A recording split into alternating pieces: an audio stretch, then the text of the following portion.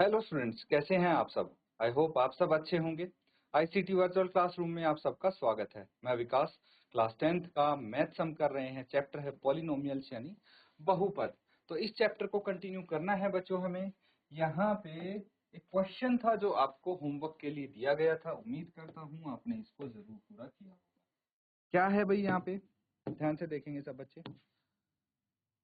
The graph of y is equal to p x. मतलब क्या हुआ इसका कि भाई पोलिनोमियल है px, ठीक है। तो y is equal to p x का ये ग्राफ दिया है। जैसे यहाँ पे स्ट्रेट लाइन फॉर्म कर रहा है, यहाँ पे ये पैराबोला इस तरह से फॉर्म कर रहे हैं। ये देखिए, ये एक पैराबोला बना दिया। तो बेसिकली आपको क्या बताना है, आपको ये बताना है find the number of zeros of P x in each case. Her case में कितने जीरोज यहाँ पे बनेंगे वो बताना है। बहुत सिंपल सा फंडा है बच्चों कि जितनी बार भी कोई लाइन एक्स एक्सिस को कट करेगी उतने ही जीरो वहां पे मिलेंगे आपको, ठीक है। फॉर एग्जाम्पल ये लाइन देखिए, ये कर्व है, यहां तक एक्स एक्सिस को नहीं कट किया, वाई एक्सिस को करे कोई फर्क नहीं पड़ता। हमें चाहिए एक्स एक्सिस पे जहां पे कट करेगी वो आपके एक्स की वैल्यू हो गई, वो आपके क्या हो गई, जीरो हो गई। तो इसमें 1 0 हमें मिलेगा, है ना। जितनी बार भी कट करेगी, ये 1 2 3, तो इसमें 3 जीरोज। सिंपल है बच्चों, कोई मुश्किल नहीं है। इसमें 1 2 दो बारी कट किया है, 2 जीरोज। ये क्वाड्रेटिक पॉलिनोमियल है हमारे पास, है ना। क्वाड्रेटिक पॉलिनोमियल का ये पैराबोला है, तो 2 जीरोज यहाँ मिलेंगे। यहाँ पे देखिए 1 2 3 4, तो ये 4 जीरोज यहाँ पे आपको मिल सकते हैं। इस पे कितने जीरोज होंगे, 1 2 3, 3 जीरोज। तो ये आपकी फर्स्ट एक्सरसाइज है। और देखिए फर्स्ट एक्सरसाइज हमने मात्र 1 मिनट में कंप्लीट कर ली है। नोट डाउन कर लेंगे इसको। कुछ डाउट अगर आपका अभी भी है पूछ सकते हैं।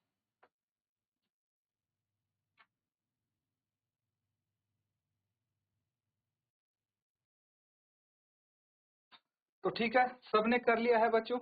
चलिए आगे देखते हैं। देखिए क्यूबिक पॉलिनोमियल का ग्राफ हम देख चुके थे यहाँ पे। This is a graph of quadratic polynomial, ठीक है।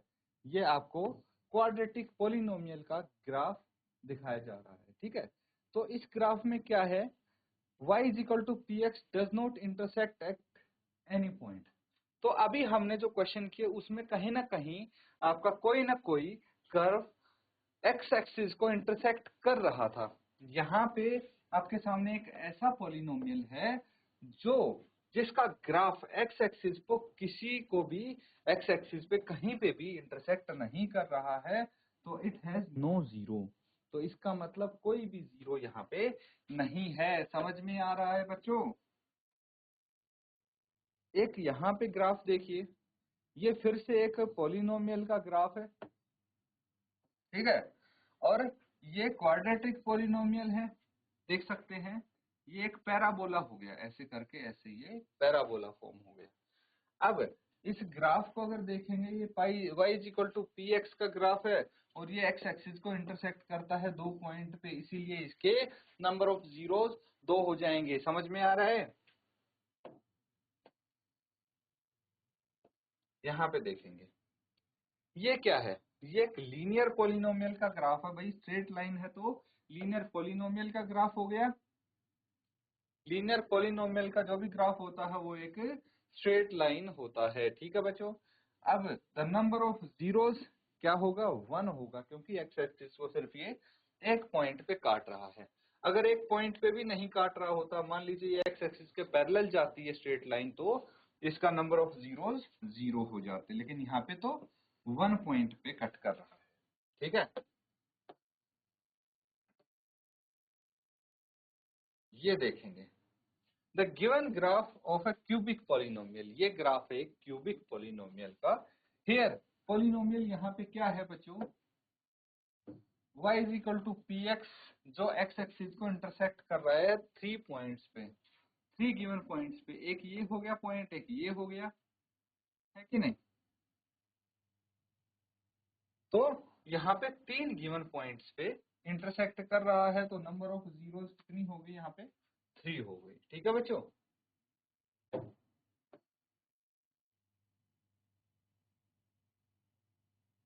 अब देखिए, which of the following is not the graph of cubic polynomial, ये बताना है।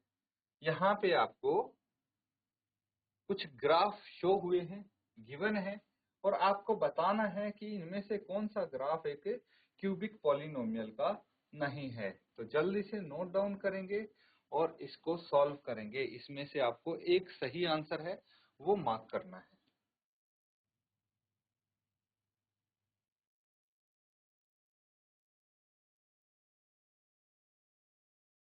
बच्चों ये वाला जो ग्राफ आप देख पा रहे हैं, ये यहां से है, ठीक है? ये ग्राफ है ऐसे 3 पॉइंट्स पे इंटरसेक्ट कर रहा है एक्स एक्सिस को।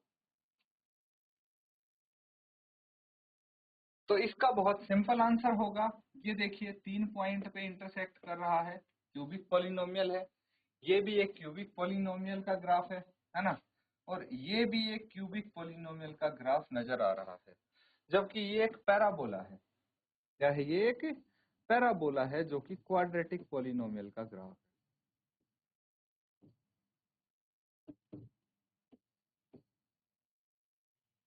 समझ में आ रहा है?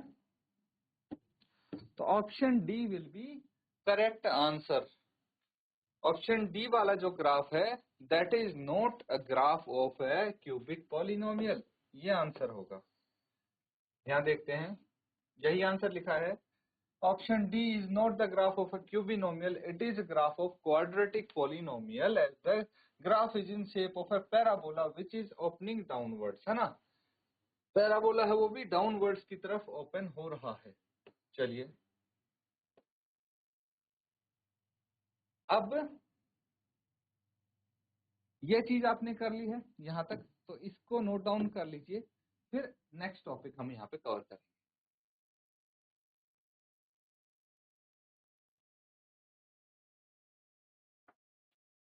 ठीक है, अगला टॉपिक आ जाइए। अब ये टॉपिक हमने कंप्लीट कर लिया है, तो relationship between zeros and coefficients of a polynomial, यानी किसी बहुपद के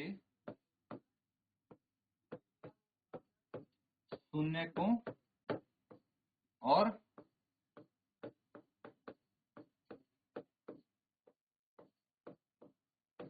गुणांकों में संबंध। ठीक है, किसी भी बहुपद के शून्यकों और गुणांकों के बीच में जो संबंध होता है। अब सबसे पहले हमें यह समझना पड़ेगा शून्यक क्या होते हैं, गुणांक क्या होते हैं। ठीक है, तो शून्यक तो आपको पता है क्या होते हैं, पता है ना? हम डिस्कस कर चुके हैं बच्चों शून्यक के बारे में। तो एक तो है जीरोज, इसको बोलते हैं शून्यक। ठीक है, जीरोज यानी शून्यक। ठीक है, सॉल्यूशन भी बोल देते हैं इसको, हल। और दूसरा क्या है? जो गुणांक है, कोफिशिएंट, कोफिशिएंट को बोलेंगे हम गुणांक। क्लियर है? गुणांक क्या हुआ और शून्यक क्या हुआ, ये चीज आपको कैसे इसको नेम करते हैं ये पता होना चाहिए। चलिए अब आगे पढ़ने की कोशिश करते हैं। Relationship between zeros and coefficient of polynomial. We know that quadratic polynomial किस फॉर्मेट में होता है? इस फॉर्मेट में क्वाड्रेटिक पॉलिनोमियल आपको मिलेगा। मिलेगा कि नहीं मिलेगा? ये a x square plus b x plus c. यहाँ पे x, आप सबको पता है x क्या है? एक वेरिएबल है, चर है जिसको हम बोलते हैं। A quadratic polynomial can have at most 2 zeros। ये भी पता है कितने शून्यक हो सकते हैं किसी भी क्वाड्रेटिक पॉलिनोमियल के? ज्यादा से ज्यादा 2 शून्यक हो सकते हैं, 2 जीरो हो सकते हैं किसी भी क्वाड्रेटिक पॉलिनोमियल के। अब यहाँ पे समझने वाली बात ये है कि देखिए ये जो a है और ये b है, क्या है ये है कोफिशिएंट्स, ठीक है, ये कोफिशिएंट्स हैं। और जो जीरोज आएंगे, इसके जीरोज आएंगे, ज्यादा से ज्यादा 2 हो सकते हैं जीरोज, उनको मैं अल्फा और बीटा नाम दे सकता हूँ, ठीक है। यहाँ भी आई थिंक वही दिया होगा, हाँ देखिए अल्फा और बीटा। अब यहाँ पे ये बोला जा रहा है in general if alpha and beta are zeros of quadratic polynomial, इसके जो जीरोज आए उनको मैंने अल्फा और बीटा नाम रख दिया उनका।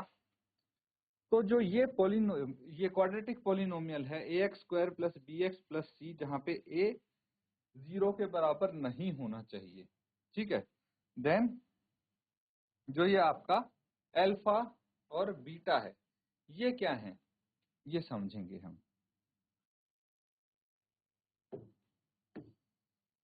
तो डायरेक्ट हम इनका रिलेशनशिप समझने की कोशिश करते हैं, ठीक है। ये रहा रिलेशनशिप जो हमें यहाँ पे पढ़ना है, इसको समझिए बस।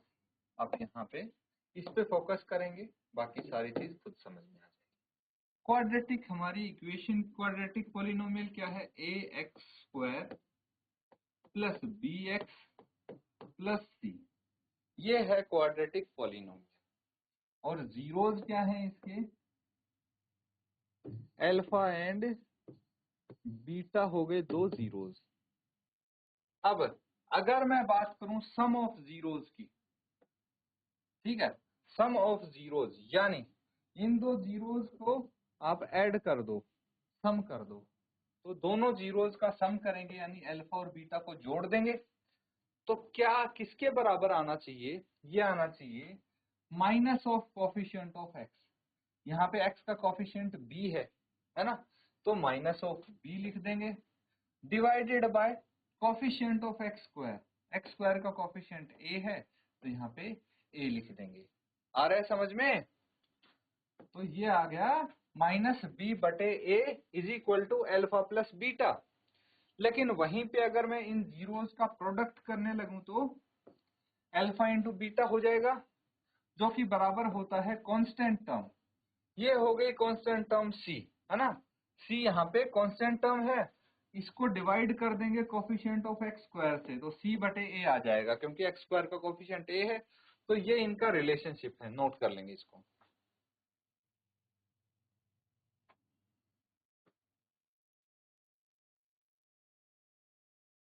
ठीक है, यहां तक चीजें क्लियर हैं? तो इनके हम एग्जाम्पल्स करेंगे, ठीक है। आई थिंक यहाँ पे एक एग्जाम्पल है हमारे पास। चलिए अब हम बात करते हैं क्यूबिक पॉलिनोमियल की। किसकी बात करेंगे हम? क्यूबिक पॉलिनोमियल के बारे में हम थोड़ा समझने की कोशिश करते हैं। ये क्यूबिक पॉलिनोमियल है आपके पास, ठीक है, ये आ गए। मान लीजिए, इसको अलग से ही लिख देता हूं मैं,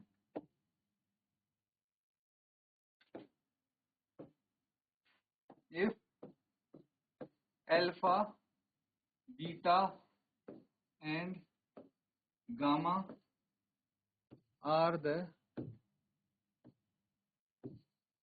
zeros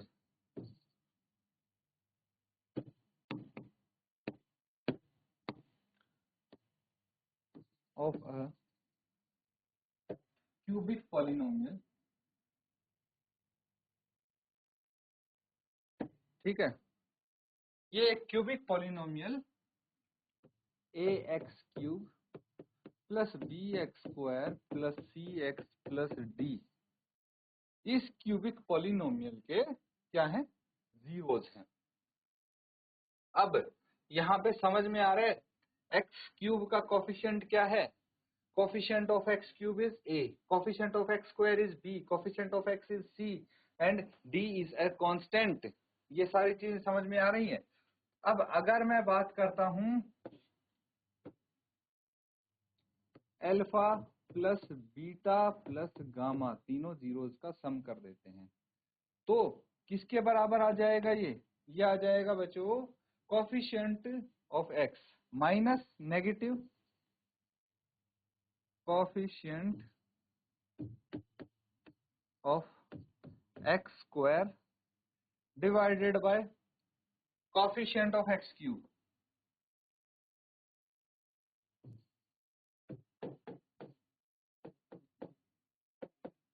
तो कोफिशिएंट ऑफ x स्क्वायर है b एंड x क्यूब है a, तो माइनस b बटे a आ जाएगा alpha plus beta plus gamma के बराबर।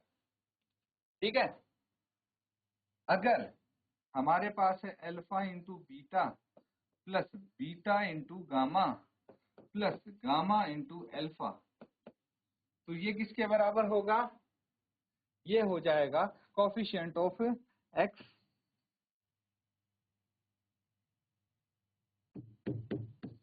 x divided by coefficient of x cube. क्या है x का coefficient c and x cube का a, ये आ जाएगा। लेकिन अगर हमारे पास प्रोडक्ट है इनका alpha into beta into gamma, तो यहाँ पे क्या आ जाएगा? यहाँ पे आ जाएगा minus constant term divided by coefficient of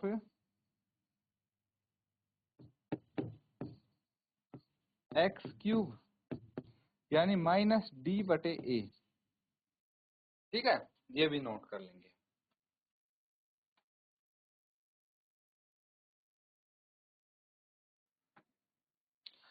ठीक है बच्चों, कर लिया सबने नोट? कुछ क्वेश्चंस कर लेते हैं इनके आधार पे।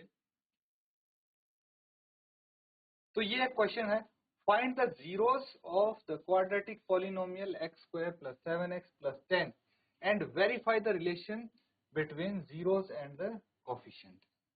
तो यहाँ पे सबसे पहले हमें क्या करना है? सबसे पहले बच्चों हमें इसमें कोफिशिएंट निकालना है, इनका जीरोस निकालनी है।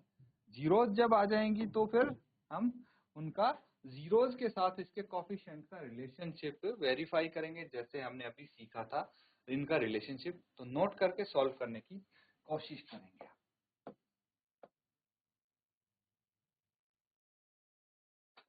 ठीक है बच्चों, क्वेश्चन आसान है। सबसे पहले हमें जीरोस निकालनी है। क्वाड्रेटिक पॉलिनोमियल क्या है हमारे पास? X square plus 7x plus 10। अब इसकी जीरोस अगर निकालनी है तो हम यहाँ पे क्या कर सकते हैं? Let dx is equal to x square plus 7x plus 10। ठीक है, और स्प्लिटिंग द मिडल टर्म से हम यहाँ पे क्या करते हैं? Splitting the middle term. तो x square plus 5x plus 2x प्लस 10 कर सकते हैं कि नहीं? देखिए, इन दोनों को ऐड करके वापस से कितना आ गया? 7 आ गया, और 5 इंटू 2 कितना होता है? 10 आ गया, वो इसके बराबर आ गया है ना। तो ऐसे हम क्या करेंगे? इस 7 को मैंने दो ऐसी टर्म्स में स्प्लिट कर दिया जिनका एडिशन तो 7 आ रहा है और मल्टीप्लीकेशन 10 आ रहा है। आगे करेंगे, x कॉमन आ गया तो कितना आ गया? x plus 5। 2 कॉमन आ गया, x plus 5। x plus 5 common निकाल लेंगे तो बच गया x प्लस 2। अगर मैं इसको 0 के बराबर पुट करता हूं, किसको? x प्लस 5 को, तो x आ गया -5। और अगर x प्लस 2 को मैं 0 के बराबर रखता हूं तो x आ गया -2। आ गया कि नहीं आ गया? तो आप बोल सकते हैं therefore zeros of the polynomial,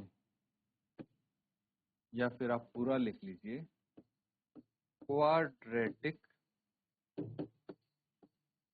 polynomial. ठीक है, तो यहां पे ये जीरोस आ गए। अब सम ऑफ जीरोस,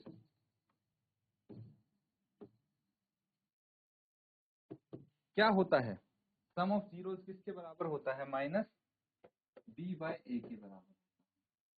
तो माइनस बी बाय ए, चलिए देखते हैं, ये है -5 plus -2 is equal to, b कितना है 7 है, तो -7 और ए 1 है, इसको भी हम लिख लेंगे -5 -2 is equal to -7, -7 is equal to -7। हो गया ये तो वेरीफाई। ऐसे ही अगर मैं प्रोडक्ट करूं, ठीक है, प्रोडक्ट ऑफ जीरोज क्या होता है, सी बटे ए, तो प्रोडक्ट ऑफ जीरोज यानी -5 इंटू -2 बराबर आ जाएगा 10 बटे 1 के, तो ये 10 is equal to 10, hence relationship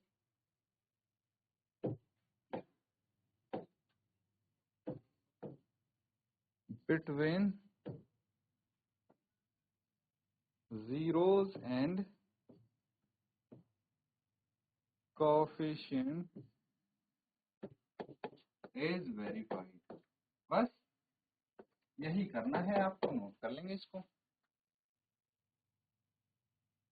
तो ठीक है बच्चों, यहाँ पे हमने सीखा, आज जो सबसे इम्पोर्टेंट टॉपिक हमने किया है, ये किया है कि जीरोज कैसे निकालेंगे हम, और जीरोज निकाल के इस क्वाड्रेटिक पॉलिनोमियल के जीरोज और कोफिशिएंट के बीच का रिलेशनशिप कैसे चेक करेंगे। तो इसको अच्छे से आप रिवाइज करें। इसी के साथ आज का सेशन यहाँ पे एंड करते हैं। Thank you and have a nice day.